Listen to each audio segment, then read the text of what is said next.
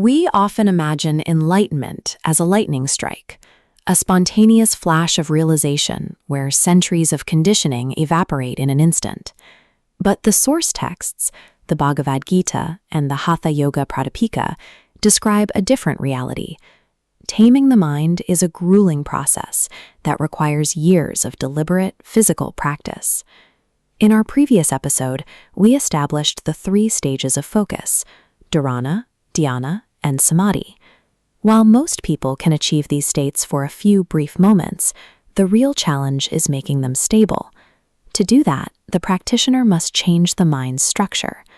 Permanent stillness is not a mystical event to wait for. It is a systematic evolution of human biology and psychology. This page defines the core conflict. Yoga is the control of the mind field. The mind has a natural tendency to drift outward, latching onto every external sound and anxiety. True stillness requires an equal and opposite energy of restraint. In his commentary on the sutras, Swami Vivekananda explained why this internal pole is so difficult to maintain. He compared the mind to a lake. Beneath the surface are samskaras, deep invisible currents of habit.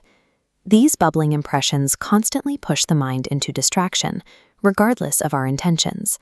Willpower fails because the momentum of these habits is too strong.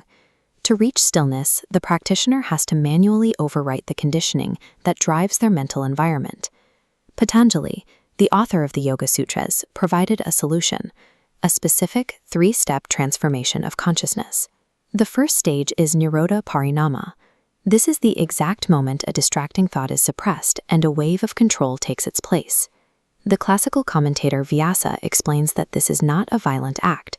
Instead, it is a steady dissolution. The practitioner learns to use one wave of thought to check another, slowly pacifying the mind's fluctuations. This aligns with our modern understanding of neuroplasticity. Each time a practitioner catches a distraction and returns to their focus, they are forging new physical pathways in the brain. Instead of trying to destroy thoughts, they simply starve the neurological routes built for distraction and feed the pathways built for stillness. The mind enters the second transformation, samadhi parinama. Scattered attention fades as the mind converges its energy onto a single objective. In the final stage, ekagrata parinama, the gap between past and present vanishes. The impression leaving the mind equals the one entering it. The internal struggle ends. The mind has become a frictionless, unbroken stream of awareness. Once the mind is this quiet, the practitioner begins to see beyond his own thoughts. He notices that the world outside his mind operates on the same principles of change. Patanjali identifies 3 specific laws that govern all physical matter: change in form, change in time, and change in state. We see this in all physical matter. An object holds a form, moves through time, and shifts its state, like a crystal melting into water. Patanjali's insight is that these transformations in matter are exactly identical to the transformations he just mastered in his mind. The mind and the physical world are both subject to the same 3 shifts.